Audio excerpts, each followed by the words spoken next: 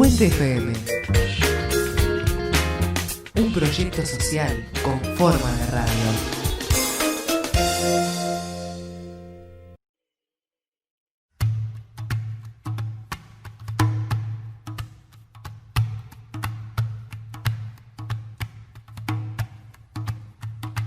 Frecuencia Tejana realiza un ciclo de podcast sobre el proyecto de ley de urgente consideración. El ciclo lo pensamos como un aporte a la discusión pública de un tema que consideramos fundamental y que va a incidir en nuestra cotidianeidad y en la de nuestros barrios. Marco general, comunicación, educación y adolescencias y seguridad son los ejes que elegimos para conversar. Comenzamos por el marco general, creyendo que es una buena posibilidad para comprender y sacar conclusiones de cuánto el proyecto de ley de urgente consideración puede influir en las vidas de cada uno y en cada uno de nosotros, en los espacios que frecuentamos y en las formas de relacionarnos entre todos y todas.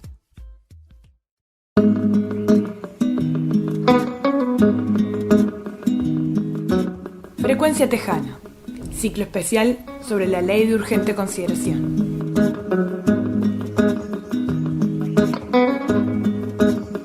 En el programa de hoy charlamos con Gustavo Buquet sobre el impacto de la LUC en la conformación del Estado y la economía. Buquet es economista, máster en economía industrial y doctor en comunicación.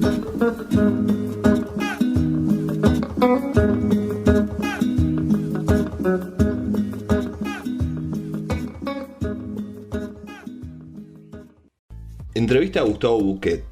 Primera parte. ¿Cuál es tu mirada general sobre el anteproyecto de la ley de urgente consideración? ¿Qué hay detrás de esta ley? ¿Qué proyecto propone? Muy buenas, muchísimas gracias al Tejano por haberme invitado en este ciclo de charlas de análisis del proyecto de ley de urgente consideración. También agradezco a la audiencia, me parece un tema sumamente importante. Y bueno, y con respecto, digamos, a una primera mirada sobre qué hay detrás de este proyecto, pero bueno, en primer lugar explicar que hay un artículo de la Constitución de la República que permite al Poder Ejecutivo enviar justamente un proyecto de ley de urgente consideración al Parlamento, que el Parlamento tiene las dos cámaras y la Asamblea General en sus procedimientos, digamos, habituales, como Parlamento de dos cámaras. Tiene que terminar el proceso del proyecto, lo puede aprobar, lo puede rechazar, pero si ni lo aprueba ni lo rechaza, el proyecto queda automáticamente aprobado. Es un mecanismo similar a un decreto presidencial, con la diferencia de que los países que tienen el decreto presidencial con jerarquía de ley, luego del decreto, el decreto tiene que ser enviado al Parlamento y tiene un proceso de tratamiento normal.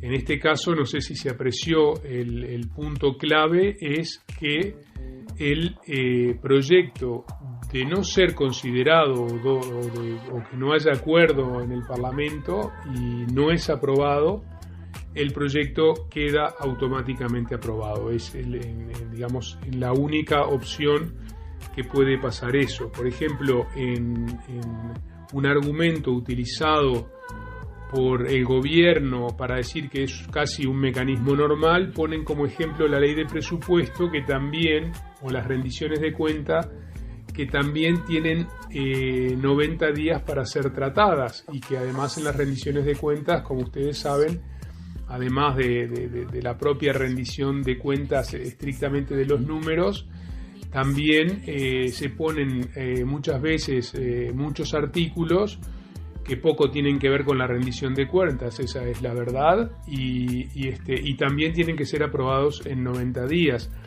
La diferencia, la enorme diferencia, es que si no son aprobados, no queda la ley.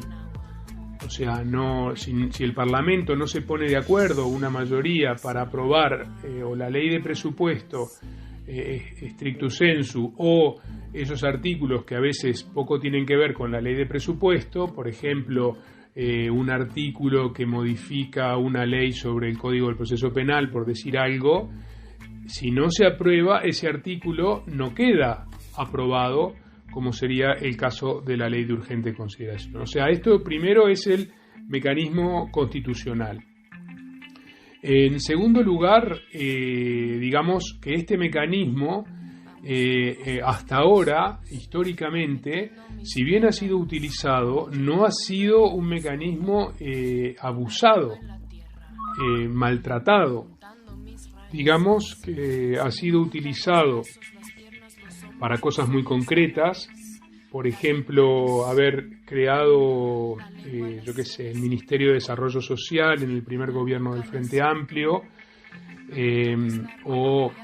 ha tenido también en otros gobiernos se ha utilizado, pero nunca con las dimensiones de este proyecto de ley con más de 400 artículos y nunca con temas tan variados y tan diversos, es decir, meter en un mecanismo que de por sí cercena los elementos democráticos de la propia Constitución, o es una excepción que limita el derecho democrático de la Constitución, utilizarlo para aprobar prácticamente todo un plan de gobierno es básicamente generar una situación antidemocrática, porque se está abusando de un sistema que restringe la posibilidad de la discusión.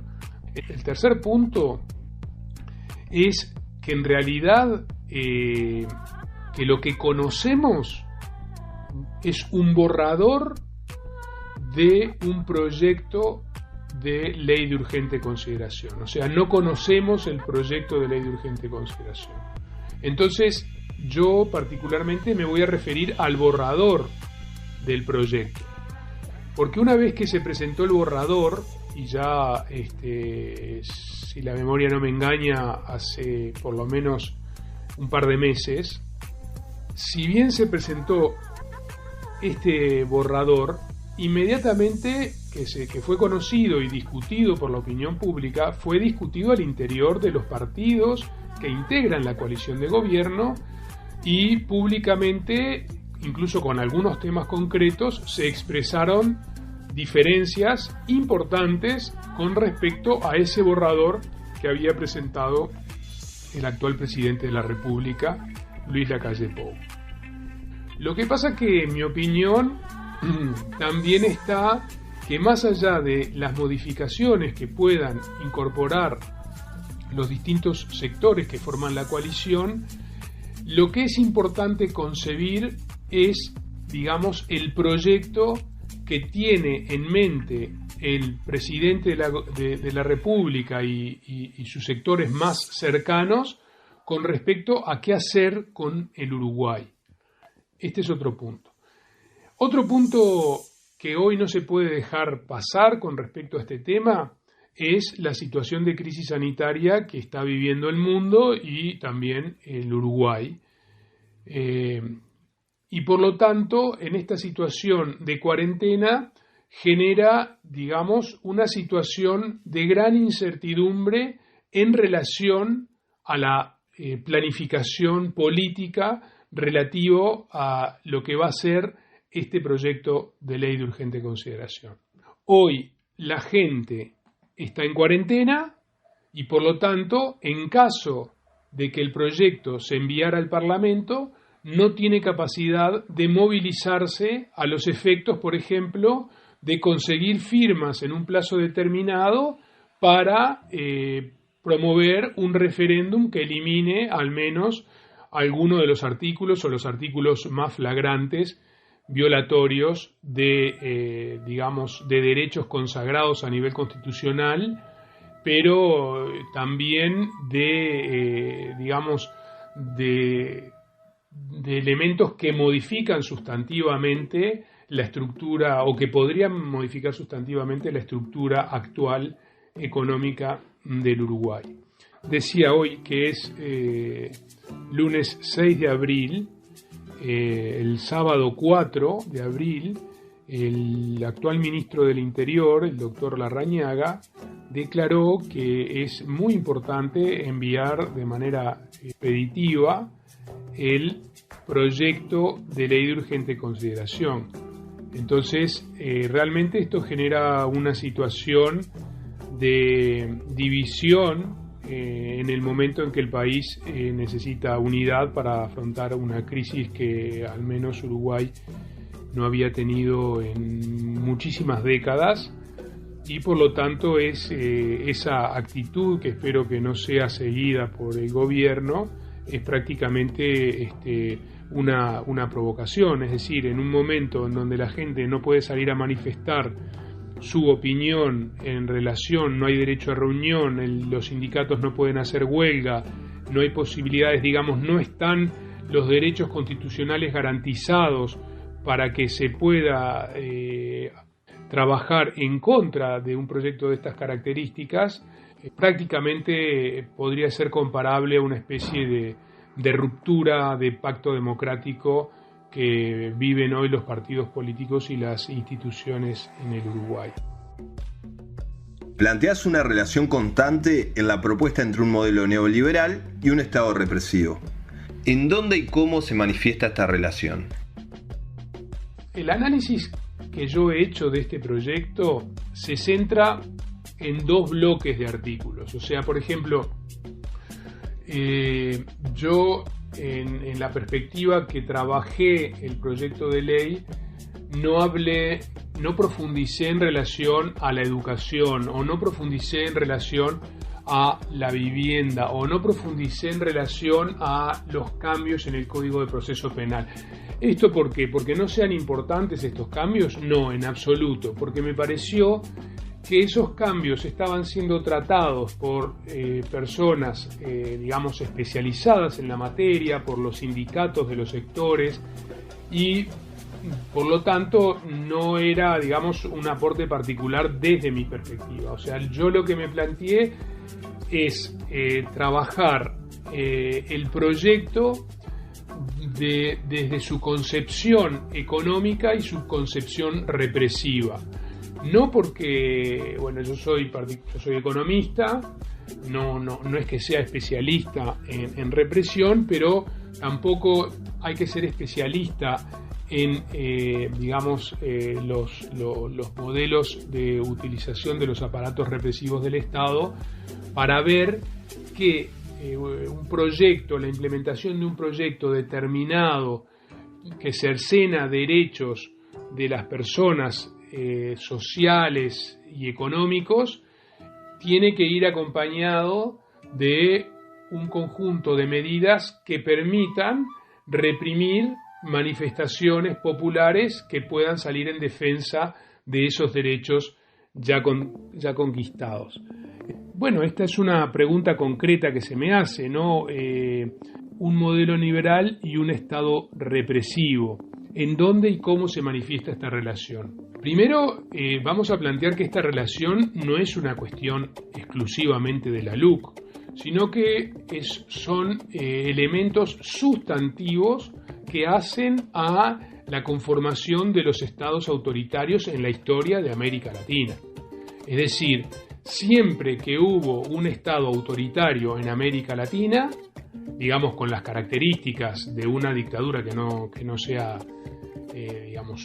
hablando de las dictaduras más bien clásicas, como la dictadura de Pinochet en Chile, como la dictadura de Galtieri en Argentina, como la dictadura militar en el Uruguay, o la llamada dictadura cívico-militar en Uruguay, o la dictadura brasileña, son dictaduras que lo primero que hacen es prohibir, derechos consagrados en la Constitución, como la democracia en primer lugar, y con ella la existencia de los partidos políticos, la posibilidad de la libertad de expresión, la posibilidad de se prohíbe la existencia de los sindicatos y las manifestaciones. Es decir, ataca directamente al movimiento popular, o lo que se denomina el movimiento popular, de manera tal de poder implementar un modelo económico. O sea, ¿para qué prohíbe a los sindicatos una dictadura? ¿Para qué prohíben las manifestaciones de los partidos políticos, sobre todo los partidos políticos de izquierda, una dictadura? Y bueno, para imponer un modelo que sustantivamente reduce los derechos de los trabajadores. ¿Para qué reduce los derechos de los trabajadores? ¿Cuál es la variable de ajuste de los derechos de los trabajadores? Y la variable de ajuste, de forma directa o indirecta, es el salario. Y en la dictadura chilena hubo una reducción sustantiva de un 50% del salario real, lo mismo que en la dictadura uruguaya. Hubo una reducción sustantiva en el modelo dictatorial entre el año 73 y el 84, aunque el deterioro del salario real comenzó antes. El deterioro del salario real en modelos autoritarios justamente es, un elemento esencial de estos modelos dictatoriales. O sea, la dictadura es para reprimir el movimiento popular de manera tal que se disminuya el salario. ¿Para qué disminuir el salario? Para aumentar la tasa de ganancia, para concentrar los ingresos y concentrar el capital, concentrar la riqueza. Entonces, en un estado como el uruguayo, donde hay primero instituciones democráticas muy fuertes y segundo un movimiento popular muy fuerte, para implementar un modelo de características neoliberales tiene que ser acompañado con un marco normativo que le dé a los cuerpos represores del Estado las posibilidades de reprimir a ese movimiento popular, que obviamente se va a expresar en la medida en que se pretenda impulsar cambios drásticos en el sistema económico uruguayo. ¿Qué artículos de la Ley de Urgente Consideración se relacionan con la instauración de un modelo neoliberal y cuáles con un Estado represivo? En primer lugar, ¿cuáles son los artículos? No voy a decir los números de los artículos porque además este es otro asunto. O sea, yo al plantearme analizar estos dos temas, los artículos están salpicados por todo el proyecto de ley. Tanto los artículos represivos, digamos, o que atañen a mayores potestades y mayor impunidad al accionar de los cuerpos represivos, como a aquellos que tocan de alguna manera un concepto neoliberal del Estado, están salpicados en todo el borrador del proyecto y simplemente yo lo que hago es agruparlos para mostrar que ese conjunto de artículos apuntan a la implementación de un modelo neoliberal. Ustedes saben que, lo primero que se plantea un modelo neoliberal es achicar el Estado y agrandar el mercado. El mercado es una forma de asignación, según este concepto, muy eficiente de recursos y en ese sentido genera un mayor bienestar a la sociedad. Esto es lo que plantea básicamente, la economía clásica y la economía neoclásica y los modelos neoliberales que se sustentan en esas concepciones económicas. Entonces, achicar el Estado, por ejemplo, es inconcebible para un Estado neoliberal tener empresas públicas.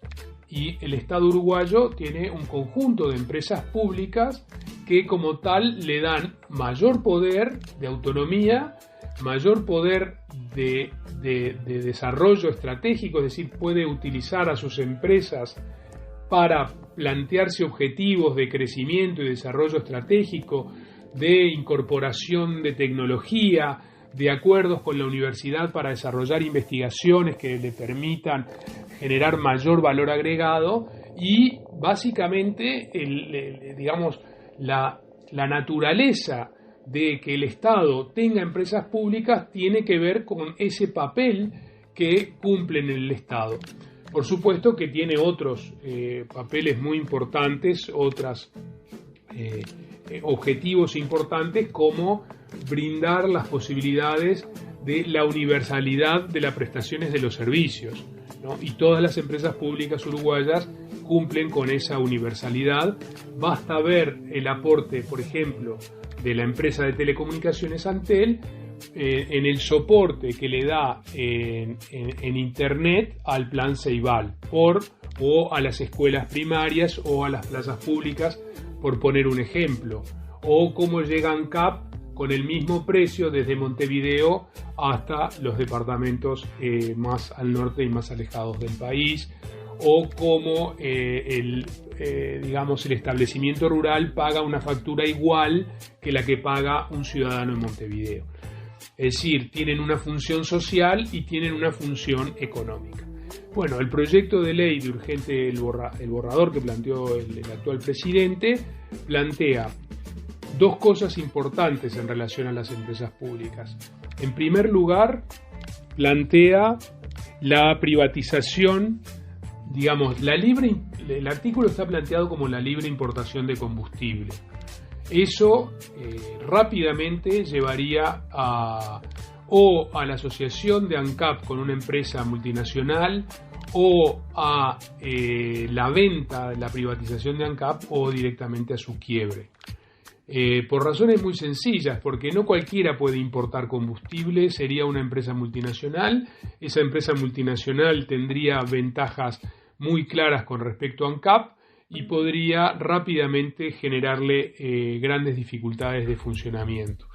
Quizás el razonamiento es muy sencillo, habría que profundizar, creo que no es el caso, pero detrás de un artículo que establece la libre importación de combustible o de crudo incluso, claramente se encuentra un concepto de que la empresa pública no es un elemento estratégico para el Estado y que su competencia en realidad lo que va a traer es una baja del precio del combustible y una asignación más eficiente de recursos, como había planteado antes en términos generales. Esa sería la concepción de ellos. Bueno, ustedes saben que cuando se planteó en varias oportunidades leyes concretas de privatización de empresas públicas, se realizaron plebiscitos donde la mayoría de los uruguayos se expresaron a favor de mantener las empresas dentro del Estado. Esto es posible, una vez que ya se hayan expresado los uruguayos de esta manera, meterlo en una ley de urgente consideración. Este es un problema. Pero lo traigo como el primer elemento de reducción del Estado y de concepto neoliberal. En segundo lugar, ya los propios programas lo incluían, los programas del Partido Nacional y del Partido Colorado. Ellos quieren, una libertad de competencia en la fibra óptica. Ustedes saben que la fibra óptica no está reservada como monopolio en la Carta Orgánica de Antel, pero por la vía de los hechos, el gobierno del Frente Amplio ha mantenido el monopolio en la fibra óptica. Entonces ellos plantean, el artículo es la derogación de un artículo declarado inconstitucional sobre la ley de medios, y que ese artículo de alguna manera le daba por la vía de los hechos el monopolio a Antel de la fibra óptica, y su derogación, más allá de que la Corte lo había declarado inconstitucional, su derogación va a permitir que tanto Claro como Movistar puedan brindar fibra óptica, que el negocio está en los grandes usuarios, o sea, no van a ser como Antel, que técnicamente lo que hizo es desarrollar la última milla, es decir, llevar a los hogares la fibra óptica, sino que lo que harían sería abastecer a grandes usuarios. Pero a su vez, este artículo permitiría también a las multinacionales, a Movistar y a Claro, vender televisión, cosa que se van a enfrentar a los operadores de telecomunicaciones uruguayos, es decir, a los grupos que tienen hoy TCC, Multiseñal, etcétera. Es decir, podrían generar una competencia en el sistema de televisión, podrían vender fibra óptica compitiendo con Antel. Por supuesto que Antel no podría vender televisión, lo dejaría en ese sentido en inferioridad de condiciones con respecto a las multinacionales. Y además el negocio que estuvieron predicando siempre los operadores de cable, que era vender Internet con la red de cobre coaxial que ellos tienen, se les caería a pedazos, porque tendrían un Internet peor que Antel, y por otra parte, más allá de que podrían competir en precio quizás, y por otra parte van a tener a las multinacionales vendiéndoles televisión. Entonces estos dos, hay un artículo que claramente atenta contra la existencia de ANCAP, y hay otro artículo que restringe la capacidad de competencia de Antel, y en ese sentido son dos artículos son un conjunto de artículos, mejor dicho, que restringen las posibilidades de las empresas públicas, donde, esto se sustenta en esa teoría que promueve el modelo neoliberal. Después, hay muchísimos temas. Los voy a pasar como titulares. Otro elemento claro de insinuación neoliberal es en relación a la educación. Hay un artículo que establece la posibilidad de generar a la educación como un bien comercializable en acuerdos internacionales. Bueno, esto permitiría que empresas multinacionales de la educación se establecieran en Uruguay a competir en determinados mercados, atentando, contra un elemento clave del Estado, que es la gobernanza de la educación. Entonces, en esos acuerdos comerciales, la educación entraría a funcionar como un servicio más, como cualquier servicio privado, y eso está ahí insinuado. Después, al sistema público nacional le quitan la palabra público.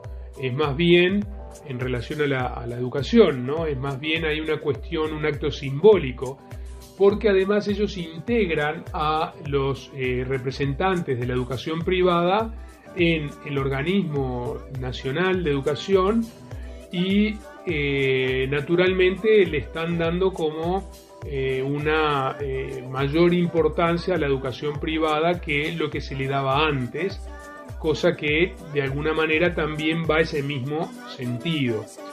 Luego, en relación al MIDES, por ejemplo, hay un artículo, cuando fue creado el MIDES como ministerio, como objetivo, tenía la misión de eliminar la pobreza y actuar producto de la emergencia social, y quitan esas palabras, ¿no? Como si el MIDES pasara a ser otra cosa, que eso ya también se está viendo, es decir, hay una concepción de que no es un problema estructural la pobreza, sino que es una cuestión de desarrollo individual, de motivación individual, y en todo caso las personas que no puedan desarrollarse por sus problemas individuales, hay una concepción de asistencialismo, vendría a ser de asistencialismo.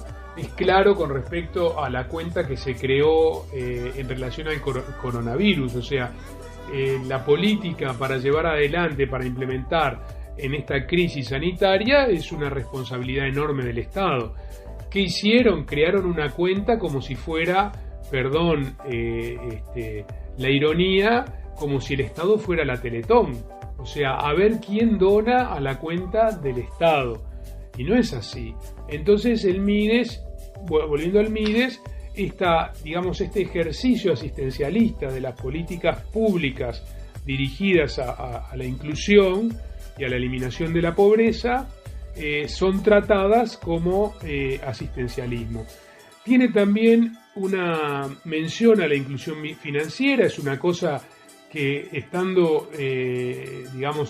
los partidos de la coalición en la oposición, siempre estuvieron en contra de la inclusión financiera, y la inclusión financiera, los artículos que ellos eliminan, van a volver a permitir la reducción de los sueldos, ¿no? Porque se puede pagar en negro, por lo tanto no se puede cumplir el laudo en los sectores más vulnerables, por ejemplo en las empleadas domésticas.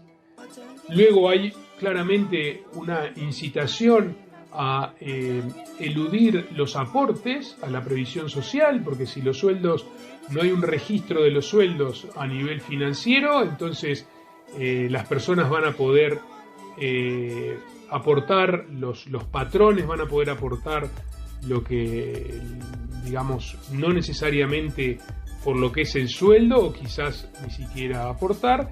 Y hay otros artículos que son de la misma categoría o peores, donde se puede hacer cualquier tipo de negocio en efectivo. Por lo tanto, llamando nuevamente a los profesionales en particular, que estaba prohibido hacer evasión impositiva y negocios en negro. O sea, digamos, no todos los países neoliberales tienen este concepto institucional, es decir, que el aumento de la tasa de ganancias sea a partir de la evasión fiscal y digamos, blanquear dinero de lugares oscuros. Pues seguramente Uruguay va a volver a las listas negras internacionales, porque justamente estos cambios se habían hecho para que Uruguay saliera de las listas negras y se supiera que Uruguay no está como país haciendo negocios con digamos, el dinero que viene sin especificación de origen, es decir, dinero de actos básicamente delictivos como el narcotráfico, la corrupción, el trata de personas, etcétera. Y bueno, y tiene un capítulo económico, digamos, que puede ser conceptualmente más importante de todo lo que dije, donde el objetivo central del gobierno es reducir el déficit fiscal. Entonces, el déficit fiscal, ¿cómo se reduce? Bueno, con una concepción donde lo que debe de predominar es aumentar la tasa de rentabilidad de los capitales, porque ese es el objetivo, digamos, de un país competitivo, que es un país con bajos salarios, básicamente, con tasas de rentabilidad altas, y por lo tanto, si un país, si la implementación de este modelo implica una reducción del déficit fiscal, no va a ser por el lado de aumentar los ingresos, no va a ser por el lado de aumentar los impuestos a los ingresos de la renta de las empresas o del capital de los sectores con mayor riqueza del Uruguay, sino que va a ser achicar el Estado. ¿Cómo? Achicar las políticas sociales, disminuir los sueldos de los funcionarios públicos, que, como ustedes saben, ya hay ejemplos claros,